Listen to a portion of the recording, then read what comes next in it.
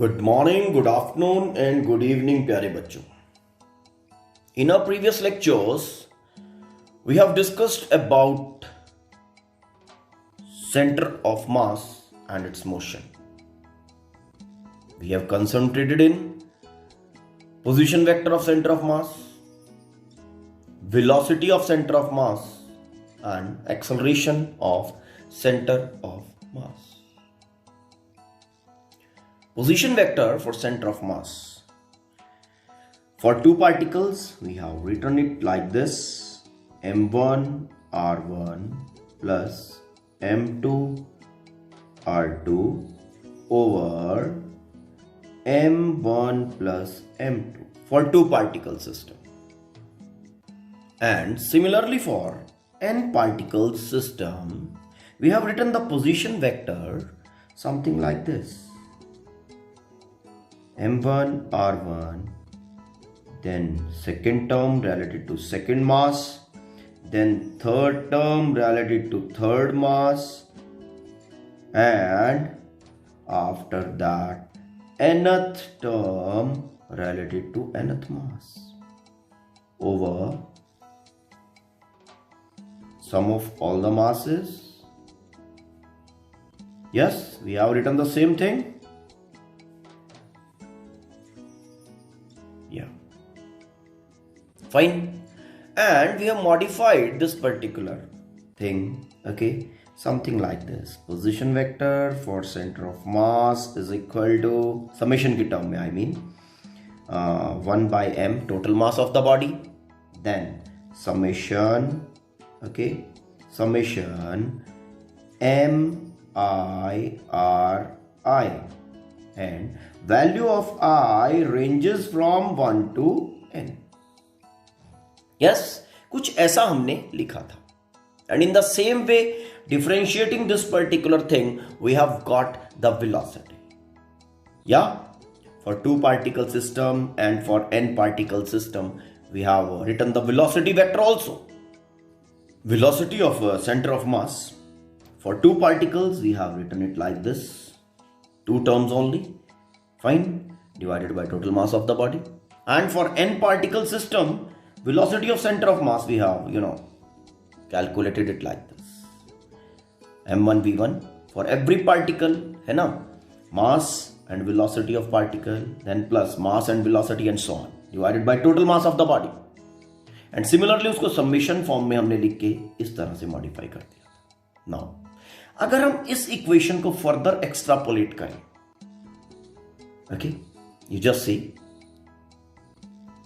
now velocity of center of mass for n particle system is this: v is velocity of center of mass.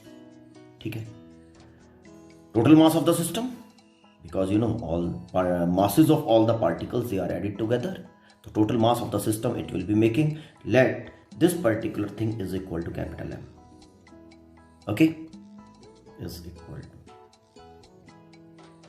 then we can modify this particular thing. ये total mass को हम इधर ले आएंगे, and we will be able to write this particular thing as mass velocity is equal to m1 v1 plus m2 v2 plus going on with nth term mn vn. It's okay, ठीक है. Now we want the study of momentum. This is mass, this is velocity of center of mass. तो mass into velocity, mass of body multiplied by velocity of center of mass क्या बनाएगा? Linear momentum of the center of mass. And similarly, all these terms, this is linear momentum of first particle, second particle, and nth particle. It's okay. See, अब यहां पे suppose करो आपको कहा जाता है कि find the linear momentum of the system of N particles. Okay, तो यहां दिस इक्वेशन आपको क्या बता रही है? This equation is conveying to you कि linear momentum of the N particle system अगर आप फाइंड करना चाहते हो, वन थिंग इज आप हर पार्टिकल का लीनियर मोमेंटम फाइंड करो और उसका वेक्टर सम कर दो, है ना. एंड अनदर थिंग इज कि you just multiply the mass of the body with velocity of center of mass, because this particular thing is equal to this particular thing ना. Okay, mean एक complex task था, उसको easy task में convert कर दिया. तो N particle system के situation में अगर लीनियर मोमेंटम फाइंड करना है तो जस्ट आप मास of the body multiplied by velocity of center of mass, mean velocity of center of mass. Knowing the velocity of center of mass, you can calculate the linear momentum of the n particle system. Mean the linear momentum of n particle system can be written as the product of mass of the body and velocity of center of mass of the body. अब देखो, knowing the position of center of mass corresponding to n particle system, ठीक है ना, हमारे motion study को उसने कितना easy बना दिया है. अगर आप n पार्टिकल सिस्टम के लीनियर मोमेंटम की बात सपोज आपको सेंटर ऑफ मास का नॉलेज ना होता तो आप कैसे कैलकुलेट करते हैं उसका linear momentum, n terms, okay, और हर टर्म का मास वेलोसिटी का प्रोडक्ट कैलकुलेट करना, ओके, एंड देन उसका सम करना, such a tedious job. But knowing the position of center of mass and knowing the velocity of center of mass, okay, कितने आराम से you are able to calculate the linear momentum of the body of a n particle system. मतलब knowledge of center of mass is making the things easy for you, okay, कि n particle system का motion जो इतना complex था, okay, उसको knowledge of centre of mass ने कितना easy बना दिया. Okay, fine. तो now let's go ahead with the study of linear momentum. Okay, now this is basically mass into velocity. This is linear momentum of centre of mass कह दूं या फिर linear momentum of body कह दूं, कोई problem तो नहीं है. नाउ ये जो मास इंटू वेलोसिटी है, mass of body multiplied by velocity of centre of मास, इसको मैं लिख रहा हूं लीनियर मोमेंटम ऑफ बॉडी कहो या फिर इसको कहो linear momentum of centre of mass, कोई टेंशन वाली बात नहीं है. Why? Because this particular linear momentum is equal to this term and this term is equal to this term. ठीक. Now I should be able to write linear momentum of the n particle system is equal to, देखो ध्यान से, ये something like this. Okay,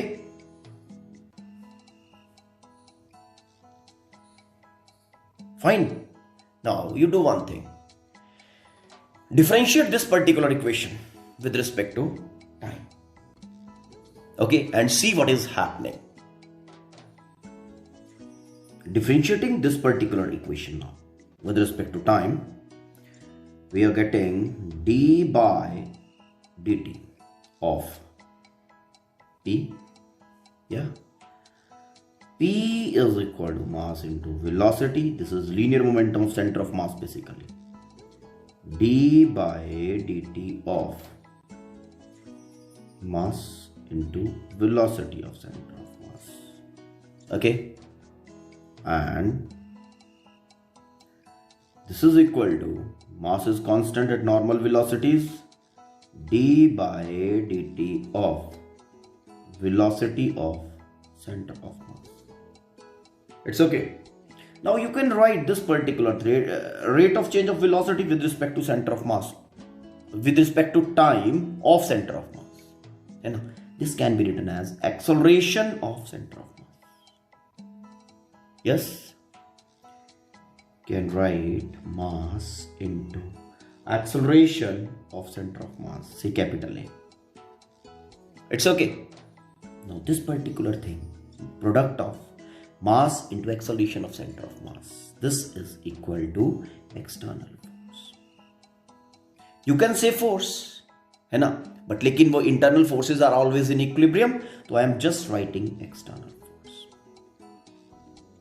it's okay, ठीक है.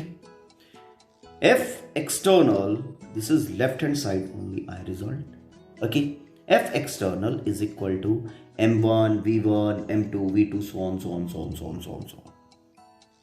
Okay, तो basically what all this thing is conveying, क्या convey कर रहा है ये?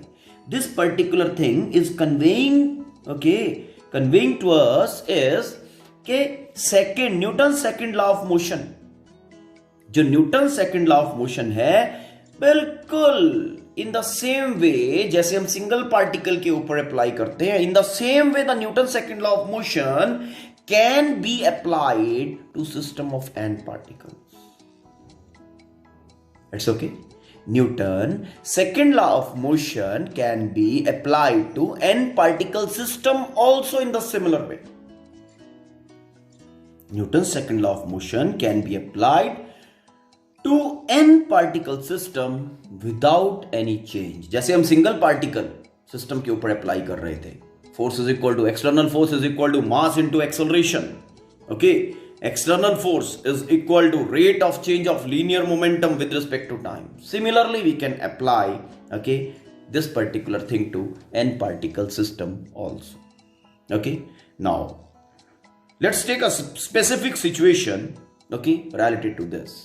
When no external force is acting on the system, mean the system is in the influence of only internal forces. जो हमारा system of n particles है ना, no external force is acting on that and that is isolated. Okay, तो F external हमने कहा no external force है, तो F external is equal to 0. It's okay. Or if external force is acting, तो vector sum of so many external forces are acting and vector sum of all external forces acting on the body is equal to 0. मतलब body का situation कुछ ऐसा है. Then क्या होगा? In accordance to Newton's second law of motion, this is linear momentum of center of mass by dt is equal to 0. Now, linear momentum can be written as product of mass and velocity. Okay, so product of mass and velocity, when I am writing it, mass into dv by dt is equal to 0. It's okay. This is velocity of center of mass going that side. So we can write this as dv by dt is equal to 0. So this implies v, velocity of center of mass, should be equal to constant. किस situation में? When no external force is applied on the system. Mean for this n particle system, okay, if no external force is acting on the system, fine, then velocity of center of mass will be constant. Okay, as we are talking of n particle system, ध्यान देना थोड़ा सा और इसको explain करते हैं. We have n particle system binded. Okay, all the particles they are binded together. This is center of mass. Fine, ठीक है. अब every particle is attached with each other, okay, with internal forces. और internal forces they are always in equilibrium, है ना. Body का suppose करो somehow this body is fractured. इसमें body में ब्लास्ट हो गए, छोटे छोटे पार्टिकल्स, फ्रेगमेंट्स, ओके, इसके बन गए. ठीक है, ब्लास्ट हो गया, इसमें छोटे छोटे पार्टिकल्स, ओके, बन गए ऐसे. Fine, like this. ये इस डायरेक्शन में, ये सेंटर ऑफ मास है, इसका सेंटर ऑफ मास इस डायरेक्शन में मूव करता हुआ चला आ रहा था along this particular line. Now it is moving along this line. Blast हो गया. अब जो एक्सप्लोजन होता है, एक्सप्लोजन बिकॉज जो होता है वो इंटरनल फोर्सेस के कारण होता है, एक्सटर्नल फोर्सेस का कोई रोल नहीं है. ओके, तो इस सिचुएशन में external force acting on the system क्या होगा? 0. तो अगर external force acting on the system is equal to 0, तो क्या होगा? Velocity of the centre of mass should be a constant, है ना. सिस्टम ब्लास्ट करके ये पार्टिकल्स अलग अलग फ्रेगमेंट्स बन गए, लेकिन होगा क्या यहां पे? What you will be finding, ये जो पार्टिकल्स हैं इनका कुछ भी मोशन हो सकता है, कुछ भी कॉम्प्लेक्स मोशन हो सकता है, लेकिन अगर हम स्पेसिफिकली सेंटर ऑफ मास की बात करें, centre of mass of this particular system will be moving along the same line. ये सेंटर ऑफ मास है, ये उस बॉडी का सेंटर ऑफ मास है after blast. Center of mass of this particular body will be moving similarly along the same line with the same velocity. Okay, तो what I said वो applied हुआ कि नहीं हुआ? When no external force is acting on the system, ठीक है, on the system and particle system, okay, तो center of mass moves with the constant velocity. Fine, it's okay. तो what you got over here, क्या पता चला यहां से?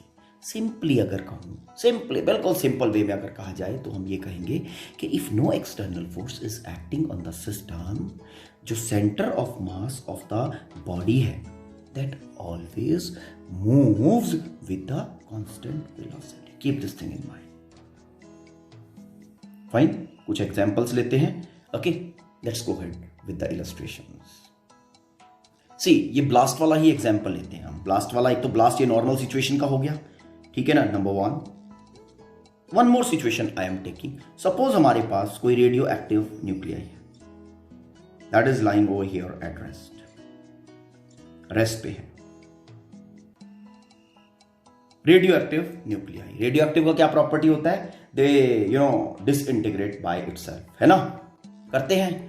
Suppose क्या हुआ, इसमें इसकी एक्टिविटी के कारण, इसके रेडियो एक्टिविटी के कारण इसकी फ्रेगमेंटेशन हो गई। फ्रेगमेंटेशन मीन दो पार्ट्स में ये डिवाइड हो गया। One part is going this way and another part is going this way. अब मैंने कैसे कह दिया कि one part is going this way, another is going this way? ये रेस्ट पे है, ये रेस्ट पे है ना। पार्टिकल जो है, रेडियो एक्टिव जो सब्सटेंस है, radio active substance is at rest. ठीक, इसका डिवीजन जो होगा डेफिनेटली उस तरह से होगा, रेस्ट पे है ये, कि आफ्टर ब्लास्ट या फिर आफ्टर फ्रेगमेंटेशन, जब ये दोनों पार्टिकल्स अलग अलग हो गए, ठीक है ना, इस सिंगल से दो बन गए, ये दोनों इस तरह से मूव करें, ओके, कि जो इनमें जो इनका सेंटर ऑफ मास है that remain at this particular location. समझ में आया? सिंगल रेडियो एक्टिव पार्टिकल दो पार्टिकल में सपोज करो डिवाइड हुआ रेडियो एक्टिव एक्टिविटी के कारण, ठीक है, ये दोनों particles will move in opposite direction like this, such that initially हमारा सेंटर ऑफ मास यहां रेस्ट पे था, वेलोसिटी 0 थी, तो आफ्टर फ्रेगमेंटेशन भी सेंटर ऑफ मास यहीं पे रहेगा 0 वेलोसिटी के साथ। ये आगे प्रोग्रेस करता जाएगा, ये आगे प्रोग्रेस करता चला जाएगा, ठीक है। To understand better, let's take one more example.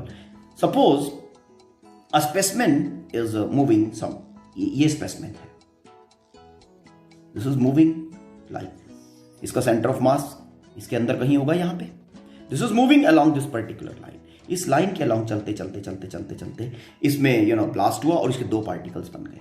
Suppose one is going this way, another is going this way. अब ध्यान देना, जो ये ब्लास्ट हुआ, इसमें ये ब्लास्ट किसके कारण हुआ? इंटरनल फोर्सेस के कारण। No external force is acting on this particular particle. यहां से चलते इसने यहां पे दो पार्टिकल डिवीजन हो गया इसका, one particle is going this side, another is going this side, because no external force is acting. तो centre of mass should be moving with constant velocity, मतलब velocity should be remaining same before fragmentation and after, before disintegration and after disintegration, ठीक है ना। Velocity should be remaining same. अभी before disintegration इसका velocity is along this particular line, इस line पे move कर रहा है, इस लाइन पे मूव कर रहा है, यहां तक, यहां आके डिसइंटीग्रेशन हो गया। After disintegration centre of mass will be moving along the same line. ये पार्टिकल प्रोग्रेस करते चले जाएंगे, they will be progressing in such a way कि इसका जो सेंटर ऑफ मास है वो इसी लाइन पे रहे। Hope you have understood. So hope you have understood this particular concept related to n particle system and center of mass. Okay, go through this particular thing, ठीक है, बुक से आराम से इसको रीड करना.